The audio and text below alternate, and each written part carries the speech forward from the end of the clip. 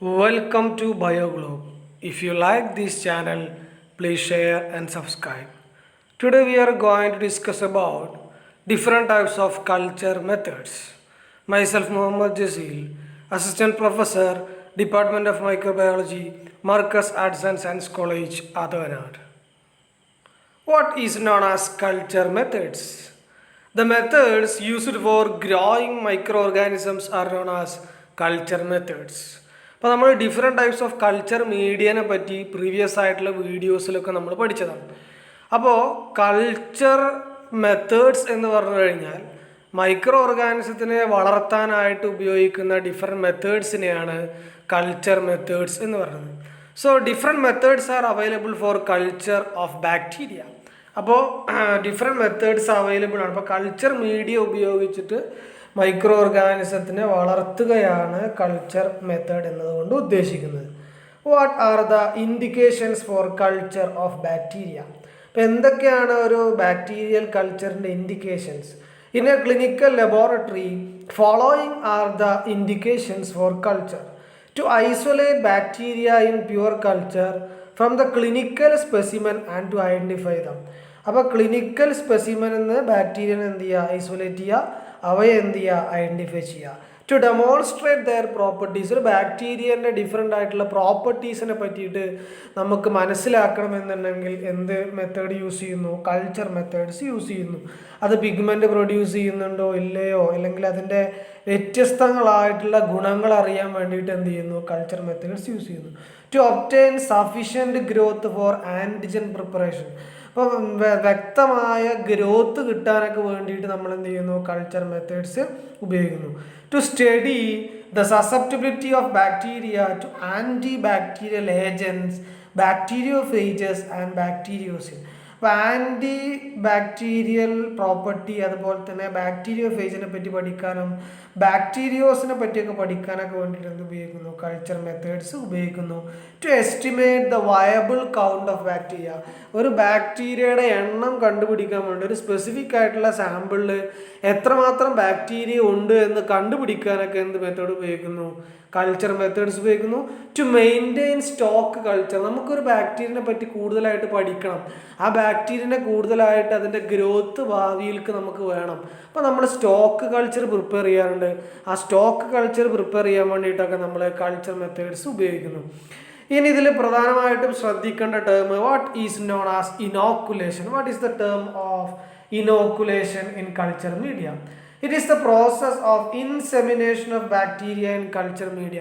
അപ്പോൾ ഒരു culture മീഡിയത്തിലോട്ട് ബാക്ടീരിയനെ insert ചെയ്യുന്ന പ്രോസസ്സിനെയാണ് എന്ത് പറയുക? ഇനോക്കുലേഷൻ എന്ന് പറയുക. It may be done from pathological material or A primary culture for the isolation of pathogenic organism. അപ്പോൾ ഈ ഇൻസെമിനേഷൻ ചെയ്യുന്നത് എങ്ങനെയാണെന്ന് വെച്ചാൽ ഒരു പ്രൈമറി കൾച്ചർ ഉണ്ടായിരിക്കും. ആ പ്രൈമറി കൾച്ചറിൽ നിന്ന് നമ്മൾ വേറൊരു മീഡിയത്തിലോട്ട് മാറ്റുക ചെയ്യുക. അല്ലെങ്കിൽ another culture that is known A sub culture for the further study of the isolated organism. അല്ലെങ്കിൽ നമ്മൾ എന്ത് ചെയ്യാറുണ്ട്? ഒരു കൾച്ചർ പ്ലേറ്റിൽ നിന്ന് വേറെ പ്ലേറ്റിലോട്ട് നമ്മൾ സബ് കൾച്ചർ ചെയ്യാറുണ്ട്. സബ് കൾച്ചർ ചെയ്യുന്നതൊക്കെ പ്രധാനമായിട്ട് എന്ത് ചെയ്യാണ്? ഫർദർ സ്റ്റഡിക്ക് വേണ്ടിയിട്ട്, ഐസൊലേറ്റഡ് ആയിട്ടുള്ള ഓർഗാനിസത്തിൻ്റെ ഫർദർ സ്റ്റഡിക്ക് വേണ്ടി നമ്മൾ എന്ത് ഉപയോഗിക്കുന്നു? സബ് കൾച്ചർ ചെയ്യുന്നു. ഇനി ഏതൊക്കെ എക്യുപ്മെൻറ്റ്സ് ആണ് ഇതിൽ ഉപയോഗിക്കുന്നത്? Inoculation loop, spud, straight wire, Pasteur pipette, ഇതൊക്കെയാണ് ഇനോക്കുലേഷൻ ചെയ്യാൻ വേണ്ടിയിട്ട് ഉപയോഗിക്കുന്നത്. അപ്പോൾ ഇനോക്കുലേഷൻ ചെയ്യാൻ വേണ്ടി ഉപയോഗിക്കുന്ന പ്രധാനപ്പെട്ട എക്യുപ്മെൻറ്റ്സ് ഏതൊക്കെയാണ്? Inoculation loop, spud, straight wire, Pasteur pipette. അതിൽ ഒന്നാമതായിട്ട് നമ്മൾ നോക്കാൻ പോകുന്ന ഇനോക്കുലേഷൻ ലൂപ്പാണ്. നമുക്ക് പ്രധാനമായിട്ടും ലാബിൽ വേണ്ടത് ഇനോക്കുലേഷൻ ലൂപ്പാണ്. ഇനോക്കുലേഷൻ ലൂപ്പ് എന്ന് പറഞ്ഞു കഴിഞ്ഞാൽ പ്ലാറ്റിനം വയർ ലൂപ്പാണ്. 23 സ്റ്റാൻഡേർഡ് വയർ ഗേജ് തിക്നെസ് ആണ് അതിനുള്ളത്. എന്ന് മാത്രമല്ല നിക്രോം വയർ കൊണ്ടാണ് അത് ഉണ്ടാക്കിയിട്ടുള്ളത്. 3 ഇഞ്ച് ലെങ്ത് ആണ് ഉണ്ടായിരിക്കുക. ഓക്കെ. എന്ന് മാത്രമല്ല ഒരു മെറ്റൽ ഹോൾഡറിൻ്റെ മുകളിലാണ് ഈ നിക്രോം വയർ ഘടിപ്പിച്ചിട്ടുണ്ടായിരിക്കുക. The free end is bend in the form of a loop and about 2 to 4 millimeter in diameter. അതിൻ്റെ ഒരു ഭാഗത്ത് വട്ടത്തിലൊരു ചെറിയ ഭാഗം ഉണ്ടായിരിക്കും. അതിനാണ് ലൂപ്പിൻ്റെ പ്രധാനപ്പെട്ട ഭാഗം. ആ ലൂപ്പിൻ്റെ ആ ഭാഗത്താണ് നമ്മൾ എന്ത് ചെയ്യുന്നത്? സാമ്പിൾ എടുക്കുന്നത്. ഇപ്പോൾ നിക്രോം വയർ കൊണ്ടാണ് ഇത് ഉപയോഗിക്കുന്നത്. എന്താ വെച്ചാൽ ചീപ്പാണ് എന്ന് മാത്രമല്ല takes time to cool after flaming. അത് നമ്മൾ തീയിൽ കാണിച്ചിട്ട് ബൺസൺ ബർണറിൽ ഉപയോഗിച്ച് നമ്മൾ സ്റ്റെറിലൈസ് ചെയ്തിട്ടാണ് നമ്മൾ അത് ഉപയോഗിക്കുന്നത്. അത് കൂളാവാൻ കുറച്ച് ടൈം എടുക്കും. നിക്രോമിൻ്റെ വയറാണെന്ന് മനസ്സിലാക്കുക. ഇനി അടുത്തത് എന്താണ് ഇതിൻ്റെ യൂസ്? ഇനോക്കുലേഷൻ ലൂപ്പ് നമ്മൾ ഉപയോഗിക്കുന്നത് to inoculate culture media. Culture മീഡിയയിൽ ഓർഗാനിസം ഇനോക്കുലേറ്റ് ചെയ്യാൻ ഉപയോഗിക്കുന്നു. For the preparation of smear. ഇപ്പോൾ നമ്മൾ സ്റ്റെയിനിങ് പഠിച്ചപ്പോൾ സ്മിയർ പ്രിപ്പയർ ചെയ്യുന്ന കാര്യം പറഞ്ഞിട്ടുണ്ടായിരുന്നു. ആ സ്മിയർ പ്രിപ്പയർ ചെയ്യാൻ വേണ്ടിയിട്ട് നമ്മൾ എന്ത് ഉപയോഗിക്കുന്നു? ഇനോക്കുലേഷൻ ലൂപ്പ് ഉപയോഗിക്കുന്നു. ഫോർ കളക്ഷൻ ഓഫ് സ്പെസിമെൻസിനെ കളക്ട് ചെയ്യാൻ വേണ്ടിയിട്ട് നമ്മൾ ഇനോക്കുലേഷൻ ലൂപ്പ് ഉപയോഗിക്കുന്നു. ഇനി അടുത്ത എക്യുപ്മെൻ്റ് ആണ് സ്പഡ്. സ്പഡ് എന്ന് പറഞ്ഞാൽ സ്ട്രെയിറ്റ് വയറായിരിക്കും. അതിൻ്റെ തലപ്പ് എന്ത് ചെയ്തിട്ടുണ്ടായിരിക്കും? ബെൻഡ് ചെയ്തിട്ടുണ്ടായിരിക്കും. എന്നിട്ട് അതിൻ്റെ അഗ്രഭാഗം എന്തായാലും ഫ്ലാറ്റൻഡ് ആയിരിക്കും. ടിപ്പ് എന്തായിരിക്കും? ഫ്ലാറ്റൻഡ് ആയിരിക്കും. ചുറ്റിക്കൊണ്ട് ഫ്ലാറ്റൻഡ് ആയിട്ട് ഒരു ടിപ്പ് ഫ്ലാറ്റൻ ചെയ്തിട്ടുള്ള ഒരു പോർഷനാണ്, ഒരു എക്യുപ്മെൻ്റാണ് സ്പഡ് എന്ന് പറയാം. ഇത് എന്തിനാണ് ഉപയോഗിക്കുന്നത് വെച്ചാൽ scraping medium to pick up sticky colonies. ഇങ്ങനെ ഒട്ടിപ്പിടിച്ചിരിക്കുന്ന കോളനിയൊക്കെ എടുക്കാൻ വേണ്ടിയിട്ടാണ് സ്പഡ് ഉപയോഗിക്കുന്നത്. ഇനി അടുത്ത എക്യുപ്മെൻ്റാണ് സ്ട്രൈറ്റ് വയർ. സ്ട്രൈറ്റ് വയർ എന്ന് പറഞ്ഞു കഴിഞ്ഞാൽ ഒരു ലൂപ്പിൻ്റെ അറ്റത്തുള്ള വട്ടം ഭാഗം ഉണ്ടായിരിക്കില്ല. സ്ട്രൈറ്റ് ആയിട്ടുള്ള നിക്രോമിൻ്റെ വയർ ലൂപ്പാണ് എന്ത്? Straight wire. നീഡ് ലൂപ്പ് എന്ന് നമ്മൾ പറയാറുണ്ട്. ഇതാണ് ഒരു ഇനോക്കുലേഷൻ ലൂപ്പിൻ്റെ ചിത്രം. മെറ്റൽ കൊണ്ടാണ് അതിൻ്റെ പീഡിയൊക്കെ ഉണ്ടാക്കിയിട്ടുള്ളത്. പിന്നെ ലെഫ്റ്റ് സൈഡിൽ നോക്കൂ, ഒരു വൃത്തം കണ്ടില്ല? അതാണ് ഇനോക്കുലേഷൻ ലൂപ്പിൻ്റെ നിക്രോം വയറും അതിൻ്റെ ഒരു ഭാഗവും. ആ സർക്കിളിലാണ് നമ്മൾ എന്ത് ചെയ്യുക? ഒരു ഓർഗാനിസം നമ്മൾ ഇനോക്കുലേറ്റ് ചെയ്യാൻ വേണ്ടിയുള്ള ഓർഗാനിസിൻ്റെ സാമ്പിൾ നമ്മൾ ആ സർക്കിളിലാണ് എടുക്കുന്നത്. ഇനി അടുത്ത നോക്കൂ, സ്ട്രെയിറ്റ് വയർ ലൂപ്പാണ്, നീഡിൽ ലൂപ്പാണ് ഇത് കാണുന്നത്. ജസ്റ്റ് ഒരു നീഡിൽ നിക്രോമിൻ്റെ ഒരു വയറായിരിക്കും ഉണ്ടായിരിക്കുക. ഇനി അടുത്തത് നോക്കൂ, എന്തിനാണ് നീഡിൽ ലൂപ്പ് ഉപയോഗിക്കുന്നത്? ഫോർ സ്റ്റാബ് കൾച്ചർ ചെയ്യാൻ വേണ്ടിയിട്ടാണ് നമ്മൾ നീഡിൽ ലൂപ്പ് ഉപയോഗിക്കുന്നത്. അല്ലെങ്കിലോ ഒരു മിക്സഡ് ആയിട്ടുള്ള കോളനി, ഇതിന് പോയിന്റ് ആയിട്ടുള്ള കോളനി, എക്സാക്റ്റ് ആയിട്ടുള്ള കോളനി എടുക്കാൻ വേണ്ടിയിട്ടാണ് നമ്മൾ എന്ത് ഉപയോഗിക്കുന്നത്? നീഡിൽ ലൂപ്പ് ഉപയോഗിക്കുന്നത്. ഇനി അടുത്ത് നോക്കൂ, പാസ്റ്റർ വിപ്പറ്റ് പറഞ്ഞാൽ ഡ്രോപ്പറിൻ്റെ മാറ്റ സാധനമാണ്. ഒരു റബ്ബറിൻ്റെ ഒരു ടീറ്റ് അതിൻ്റെ മേലുണ്ടായിരിക്കും. ഇത് എന്തിനാണ് ഉപയോഗിക്കുന്നത് വെച്ചാൽ for inoculating pathological fluids like urine, cerebro spinal fluid, ഇതൊക്കെ ചെയ്യാൻ വേണ്ടിയിട്ടാണ് നമ്മൾ എന്ത് ഉപയോഗിക്കുന്നത്? പാസ്റ്റർ വിപ്പറ്റ് ഉപയോഗിക്കുന്നത്. ഓക്കെ അല്ലേ? ഇനി നമ്മൾ നോക്കൂ, ഏതൊക്കെ മെത്തേഡ്സ് ആണ് ബാക്ടീരിയനെ കൾച്ചർ ചെയ്യാൻ വേണ്ടിയിട്ട് ഉപയോഗിക്കുന്നത്. അതായത് കാര്യമായിട്ട് നമ്മൾ ഡിസ്കസ് ചെയ്യുന്ന എയറോബിക് മെത്തേഡ്സ് ആണ്. അനേറോബിക് മെത്തേഡ്സ് ഡീറ്റെയിൽ ആയിട്ട് നമുക്ക് വേറെ പഠിക്കാണ്ട്.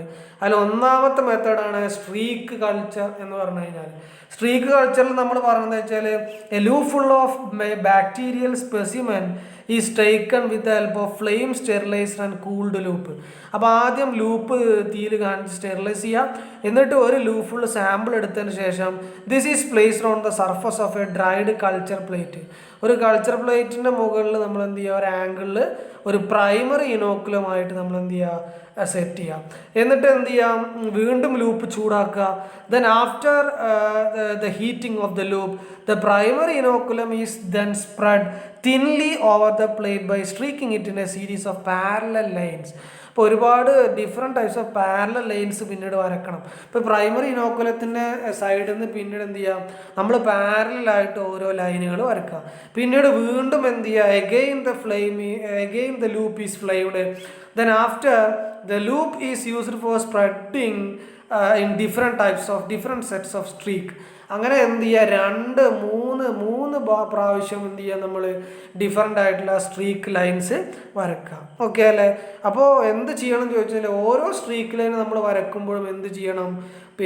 ലൂപ്പ് ചൂടാക്കി തണുപ്പിച്ചതിന് ശേഷം മാത്രമാണ് ഓരോ സ്ട്രീക്ക് ലൈനും വരക്കുന്നത്. എന്താണ് ഇതിൻ്റെ യൂസ് എന്ന് പറഞ്ഞു കഴിഞ്ഞാൽ for the isolation of bacteria in pure culture from clinical specimen. അപ്പോൾ ക്ലിനിക്കൽ സ്പെസിമെൻ ബാക്ടീരിയൻ്റെ പ്യുവർ കൾച്ചർ ചെയ്യാൻ വേണ്ടിയിട്ടാണ് എന്ത് ഉപയോഗിക്കുന്നത്? സ്ട്രീക്ക് കൾച്ചർ ഉപയോഗിക്കുന്നത്. ഇതാണ് പാസ്റ്റർ പിപ്പറ്റ് എന്ന് മനസ്സിലാക്കുക. ശ്രദ്ധിക്കുക, അപ്പോൾ പ്യുവർ കൾച്ചർ ചെയ്യാൻ വേണ്ടിയിട്ടാണ് ഇത് ഉപയോഗിക്കുന്നത് മനസ്സിലാക്കുക. അപ്പോൾ എന്താണ്? ആദ്യം പ്രൈമറി ഇനോക്കുലം ഉണ്ടാക്കിയതിന് ശേഷം എന്ത് ചെയ്യുക? ലൂപ്പ് ചൂടാക്കിയിട്ട് ഓരോ സ്ട്രീക്ക് ലൈൻസ് വരക്കുക. ഓരോ സ്ട്രീക്ക് ലൈൻസ് വരക്കണതിനനുസരിച്ചിട്ട് എന്ത് ചെയ്യണം? ലൂപ്പ് ചൂടാക്കിയിട്ട് മാത്രമേ അടുത്ത സ്ട്രീക്ക് ലൈൻ വരക്കാൻ പാടുള്ളൂ. ഇനി loan culture or carpet culture, അതായത് ഒരു ഒരു മീഡിയൻ്റെ പ്ലേറ്റ് ഉണ്ടായിരിക്കും. ആ plate flooded with a liquid culture or A suspension of bacterium. എന്നിട്ട് എന്ത് ചെയ്യുക? ഒരു ലിക്വിഡ് കൾച്ചർ എടുക്കുക. എന്നിട്ട് എന്ത് ചെയ്യുക? ഒരു കൾച്ചർ മീഡിയൻ്റെ മുകളിൽ നമ്മൾ എന്ത് ചെയ്യുക? ഒരു പ്ലേറ്റിൻ്റെ സർഫസിൻ്റെ മുകളിൽ എന്ത് ചെയ്യുക, അത് ജസ്റ്റ് എന്ത് ചെയ്യുക, സ്വാബ് ചെയ്യുക. അതാണ് ലോൺ കൾച്ചർ എന്നാണ് ഉദ്ദേശിക്കുന്നത്. The surface of the plate is inoculated with help of a swab soaked in the bacterial culture or suspension. അപ്പോൾ എക്സസ് ആയിട്ടുള്ള ഇനോക്കുലം നമ്മൾ പിപ്പറ്റോട്ട് ചെയ്യണം, പുറത്തോട്ട് കളയണം. എന്നിട്ട് ലിക്വിഡ് കൾച്ചർ ഒരു സ്വാബിൽ മുക്കി, സ്വാബ് എന്ത് ചെയ്യുക, ലിക്വിഡ് കൾച്ചറിൽ മുക്കിയിട്ട് ആ സ്വാബ് ഉപയോഗിച്ചിട്ട് എന്ത് ചെയ്യുക, മീഡിയൻ്റെ മുകളിൽ എന്ത് ചെയ്യുക, സ്വാബ് ചെയ്യുക എന്നുള്ളതുകൊണ്ടാണ് ലോൺ കൾച്ചർ അല്ലെങ്കിൽ കാർപ്പറ്റ് കൾച്ചർ എന്നുകൊണ്ട് ഉദ്ദേശിക്കുന്നത്. അപ്പോൾ എന്താണ് ഇതുകൊണ്ട് ഉദ്ദേശിക്കുന്നത്? 1 or 2 drops of bacterial culture is placed on the surface of the plate കേട്ടോ. അപ്പോൾ ഒരു പിപ്പറ്റിൻ്റെ സഹായത്തോട് കൂടിയിട്ട് 1-2 ഡ്രോപ്പ് ബാക്ടീരിയൽ കൾച്ചർ എന്ത് ചെയ്യുക, കൾച്ചർ മീഡിയൻ്റെ മുകളിൽ ഇതാക്കുക. ഓക്കെ അല്ലേ? ഇത് എന്തിനാണ് കാര്യമായിട്ട് ഉപയോഗിക്കുന്നത്? Antibiotic susceptibility test. നമുക്ക് ഒരു പേഷ്യൻറ്റിന് ഏത് ആൻറ്റിബയോട്ടിക്കാണ് വേണ്ടതെന്ന് പറഞ്ഞു കൊടുക്കണം നമ്മളാണ്. സോ ഒരു യൂറിനോ ബ്ലഡോ എന്തെങ്കിലും ടെസ്റ്റ് ചെയ്യുന്ന സമയത്ത് ആൻറ്റിബയോട്ടിക് സെൻസിറ്റിവിറ്റി ടെസ്റ്റ് ചെയ്യാൻ വേണ്ടിയിട്ടാണ് നമ്മൾ ഈ കാര്യമായിട്ട് ഉപയോഗിക്കുന്നത്. അതുപോലെ തന്നെ ബാക്ടീരിയ ഫേജ് ടൈപ്പിങ്ങിന് വേണ്ടി ഉപയോഗിക്കുന്നുണ്ട്. അതുപോലെ തന്നെ ആൻറ്റിജൻസ്, അതുപോലെ തന്നെ വാക്സിൻസിനൊക്കെ പ്രിപ്പയർ ചെയ്യാൻ വേണ്ടിയിട്ട് ഇത് ഉപയോഗിക്കുന്നു. ഇനി മൂന്നാമത്തെ കൾച്ചർ മെത്തേഡാണ് സ്ട്രോക്ക് കൾച്ചർ കേട്ടോ. സ്ട്രോക്ക് കൾച്ചർ എന്ന് പറഞ്ഞു കഴിഞ്ഞാൽ അഗാർ സ്ലാൻഡ് ആയിരിക്കും. അഗാർ സ്ലാൻഡ് എന്ന് പറഞ്ഞു കഴിഞ്ഞാൽ ന്യൂട്രിയൻ്റ് അഗാർ ട്യൂബിൽ ഒഴിച്ച് ചെരിച്ച് വെച്ച് കഴിഞ്ഞാൽ നമുക്ക് സ്ലാൻഡ് കിട്ടും. സ്ലോപ്പ് എന്നാണ് പറയുക. അത് എന്തിനാണ് ഇതിൻ്റെ use? To obtain a pure culture of bacterium for slide agglutination എന്ന് പറയുക ഡയഗ്നോസ്റ്റിക് ടെസ്റ്റ്. അതായത് ഒരു ബാക്ടീരിയ നമ്മൾ സബ് കൾച്ചർ ചെയ്യാൻ വേണ്ടിയിട്ട് വീണ്ടും സ്റ്റോർ ചെയ്ത് ഉപയോഗിക്കാൻ വേണ്ടിയിട്ട് നമ്മൾ സ്റ്റാബ് കൾച്ചർ ചെയ്യാറുണ്ട്. അതായത് എന്തിനാണ് ഇതിനെ യൂസ് ചെയ്യുന്നത്? ടു ഡെമോൺസ്ട്രേറ്റ് സബ് കൾച്ചർ ചെയ്യാൻ വേണ്ടിയിട്ടാണ് എന്ത് ചെയ്യുന്നത്, സ്ട്രോക്ക് കൾച്ചർ കേട്ടോ. അപ്പോൾ സ്ട്രോക്ക് കൾച്ചർ ചെയ്യുന്നത് എങ്ങനെ ഞാൻ ചിത്രത്തിൽ കാണിച്ചു തരാം. ഇനി നാലാമത്തെ മെത്തഡാണ് സ്റ്റാബ് കൾച്ചർ. സ്റ്റാബ് കൾച്ചർ എന്ന് പറഞ്ഞു കഴിഞ്ഞാൽ നീഡിൽ ലൂപ്പ് ഉപയോഗിച്ചിട്ട് എന്ത് ചെയ്യുക, ഒരു അഗാർ ഡീപ്പിൻ്റെ ഉള്ളിലോട്ട് കുത്തിയിറക്കുക. അതാണ് with the help of a straight wire. Culture is made by puncturing deep inside the agar with the help of a straight wire. അപ്പോൾ സ്ട്രെയിറ്റ് വയറിൽ സാമ്പിൾ എടുത്തിട്ട് എന്ത് ചെയ്യുക, അഗാർ ഡീപ്പിൻ്റെ ഉള്ളിലോട്ട് കുത്തിയിറക്കുക. അതിന് യൂസ് പറഞ്ഞാൽ ടു ഡെമോൺസ്ട്രേറ്റ് ജെലാറ്റിൻ ലിക്വിഫാക്ഷൻ. അപ്പോൾ gelatin liquefaction test ചെയ്യാൻ വേണ്ടിയിട്ട് ഇത് ഉപയോഗിക്കുന്നു. അതുപോലെ തന്നെ to demonstrate the oxygen requirement of bacteria. അതുപോലെ തന്നെ to maintain stock culture of bacteria. അപ്പോൾ ബാക്ടീരിയൻ്റെ സ്റ്റോക്ക് കൾച്ചറൊക്കെ എടുക്കാൻ വേണ്ടിയിട്ട് സ്റ്റാബ് കൾച്ചർ. അപ്പോൾ സ്റ്റാബ് കൾച്ചർ കാര്യമായിട്ട് അനേറോബിക് ആയിട്ടുള്ള കണ്ടീഷൻ ഉണ്ടോ ഇല്ലയോ നോക്കാൻ വേണ്ടിയിട്ടൊക്കെ ഉപയോഗിക്കുന്നു.